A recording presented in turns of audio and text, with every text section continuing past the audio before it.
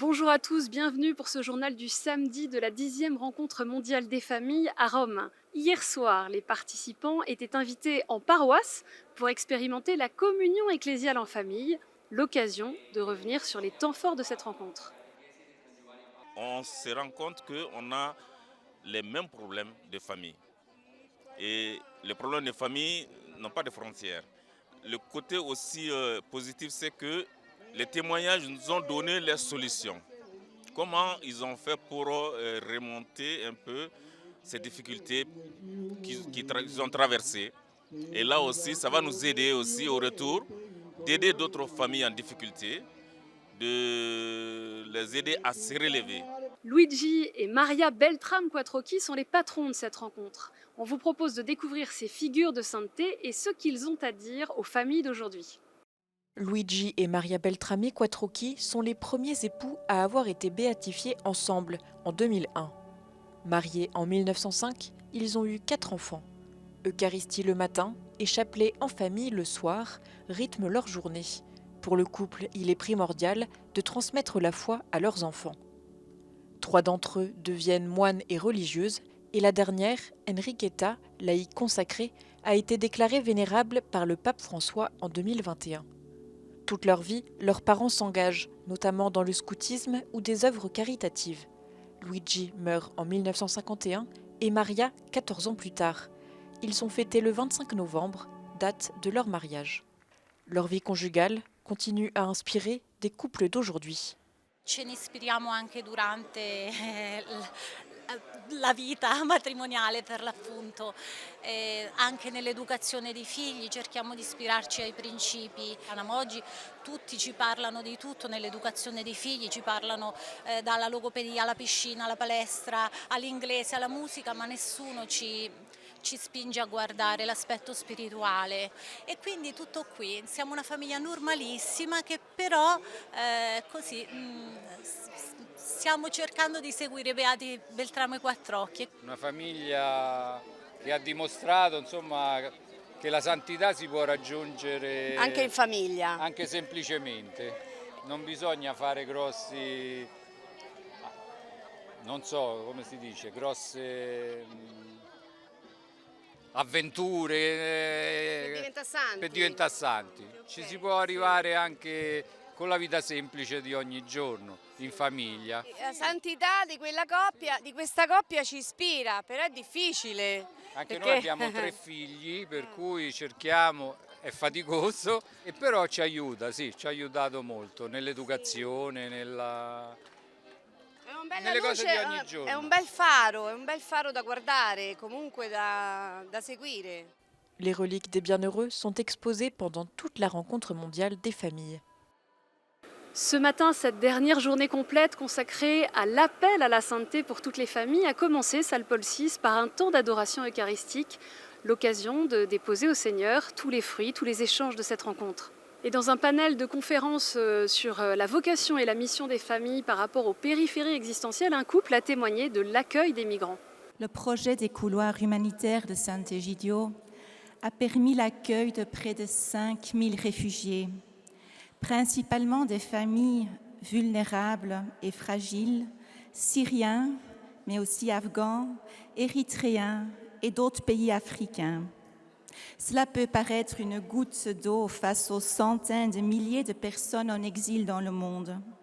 Mais avant tout, ce sont des vies sauvées, des vies qui renaissent, des femmes, des hommes, des jeunes, des enfants qui reprennent espoir. Au-delà du nombre, il s'agit aussi de montrer qu'il est possible de dépasser les préjugés de l'accueil des migrants, qui serait impossible, qui serait un échec.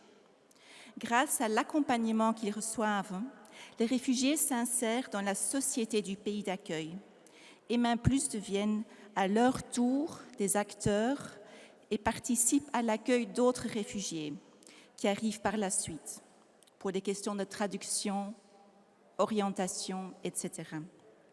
Il s'agit aussi d'un projet qui peut être répliqué, d'une expérience pastorale reproductible par des familles qui s'unissent dans des paroisses, des mouvements de jeunesse, des mouvements catholiques, en collaboration avec d'autres communautés et d'autres religions.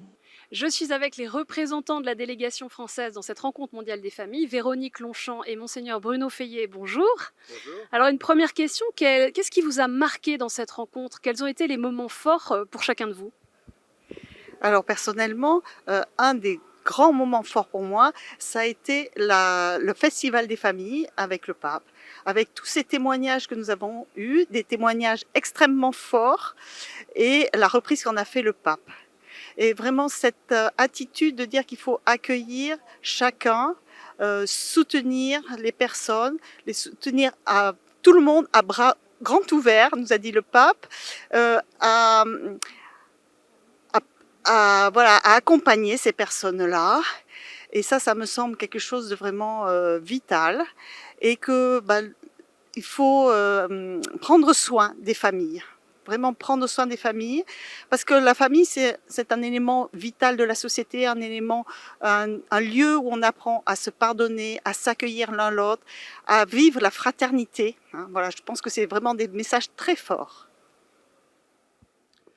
Oui, pour ma part, j'ai été assez frappé du fait que la rencontre mondiale des familles a commencé par l'expression « il n'y a pas de famille parfaite ». C'est-à-dire qu'on a tous quelque chose ou un point sur lequel il faut progresser, et les témoignages qu'on a eus tout le long de la semaine le disent à l'envi, des histoires compliquées, de deuil, d'adultère, de mariage pas encore abouti, de souffrance, mais ce qui a accompagné ce constat qu'on n'aurait pas fait, je pense, il y a 30 ans. Je crois qu'on n'aurait pas osé expliquer au Saint-Père que le couple disant « nous, on n'est pas encore mariés, nous, on a vécu ceci ». Bon, et c'était assez beau. Et ce qui me frappe, c'est que toutes les personnes qui s'en sont sorties, entre guillemets, l'ont été parce qu'elles ne sont pas restées seules. Elles ont été accompagnées en Afrique par le réseau des familles qui soutient le couple, accompagnées par des rencontres, accompagnées par un prêtre, accompagnées par des amis qui les ont soutenus.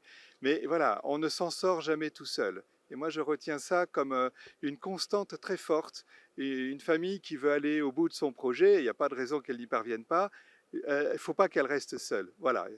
Quel bilan vous tirez chacun de cette rencontre, et quels enseignements peut-être peuvent tirer les familles qui nous regardent de cette rencontre mondiale? Une conviction qu'on avait déjà depuis Amoris Laetitia, depuis l'apparition d'Amoris Laetitia, de cet accompagnement des personnes, des familles, des couples, de la naissance jusqu'à la mort, dans toutes les étapes de la vie conjugale, dans les joies et dans les difficultés, qu'on essaye actuellement de mettre en place, qu'on a déjà commencé à mettre en place, mais qu'il faut renforcer vraiment cet accompagnement qui doit se faire dans la synodalité, les prêtres, les évêques et les couples, les laïcs, enfin vraiment tout le monde doit être aux côtés de ces personnes, vraiment accueillir tout le monde, et aussi dans la préparation au mariage. Jusqu'à maintenant, on parlait toujours de préparation au mariage, mais on est en train de changer notre vocabulaire. C'est une préparation à la vie conjugale, parce que l'amour doit grandir dans toute sa vie conjugale, et on ne peut pas faire ça tout seul. On a besoin d'être entouré et d'être aidé à cela et de s'entraider. Oui, en ce qui me concerne, je suis assez frappé de voir combien le pape est un vrai pasteur, et qu'il est capable de dire qu'on peut appeler au mariage. Dans Amoris Laetitia, il y a 2 paragraphes pour ça, mais le premier couple qui a parlé, il avait des enfants, il avait vécu Pâques avant les rameaux, comme on dit familièrement, et il a appelé au mariage. Et je crois qu'il y a beaucoup de couples en France qui ont besoin de croire que c'est possible. Et lorsqu'on a des enfants, lorsqu'on a traversé quelques épreuves, qu'on a vécu durablement, on peut proposer au couple d'être marié. Et il a rappelé aussi que le pardon, c'était une réalité possible, même si la vérité de la situation, c'est aussi de porter la croix. Et il n'a jamais fait l'économie, même dans Amoris Laetitia, de la croix. Il y a des moments difficiles, mais parce qu'on est chrétien, on peut porter et traverser des épreuves. J'ai beaucoup aimé le moment où il a valorisé la fraternité dans un couple où c'est une femme musulmane qui est venue parler pour son mari chrétien défunt. Et c'était assez impressionnant où il a valorisé cette fraternité interreligieuse et cette conjugalité qui a été vécue avec beaucoup de dignité. Voilà, on a eu des grands moments forts et le pape c'est un pasteur qui sait valoriser toutes les situations de vie. Gabriella Gambino est la sous-secrétaire du Dicaster pour les laïcs, la famille et la vie, chargée de l'organisation de cette rencontre. Elle nous a d'abord donné ce qui était pour elle le premier bilan de ces 3 jours passés à Rome. Le message central est sûrement l'amour familial comme vocation et vie de sainteté, chemin de sainteté. C'est un message très important qui est venu de tous les témoignages que nous avons eus pendant ces 3 jours, ces 3 journées. Et c'était merveilleux de voir comme dans toutes les situations familiales, d'amour, de difficultés, de fatigue, parce que nous avons affronté des thèmes aussi difficiles comme l'éducation des enfants, les fragilités dans les familles, la fragilité du mariage aussi. Mais dans toutes ces situations, il y a toujours la possibilité de découvrir la présence du Christ dans la famille. Et la famille se transforme vraiment en une possibilité de sainteté pour tous. Et nous lui avons demandé comment articuler le magistère de l'Église avec les situations particulières de chaque famille.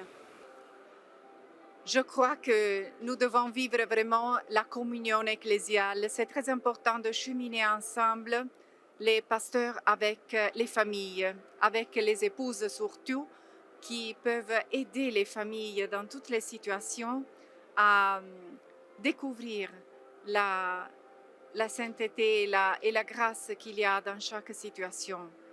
Donc, je pense que l'essentiel est de cheminer ensemble, d'ouvrir les bras et de s'occuper de tous. Elle nous a également partagé son espérance et l'espérance du pape pour toutes les familles. Je pense que la mission la plus importante et l'aspect plus important est que chaque famille a une mission dans la société. Et nous devons découvrir cette mission. Chaque famille peut la découvrir. Ça, c'est l'espérance du pape, que les familles peuvent contribuer à construire l'Église et cheminer avec les pasteurs.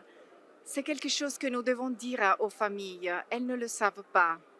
Et le pape nous le dit dans Amoris Laetitia, mais aussi dans la lettre aux époux. C'est très important d'être conscient de cette mission que nous avons comme baptisés et comme famille fondée sur le mariage. Le dernier rendez-vous de cette rencontre mondiale des familles, c'est demain dimanche à 11h45 sur la place Saint-Pierre avec l'Angélus, avec le pape François et l'envoi de toutes les familles participantes. Vous pouvez retrouver les meilleurs moments de cette rencontre sur KTO et KTOTV.com. Merci pour votre fidélité.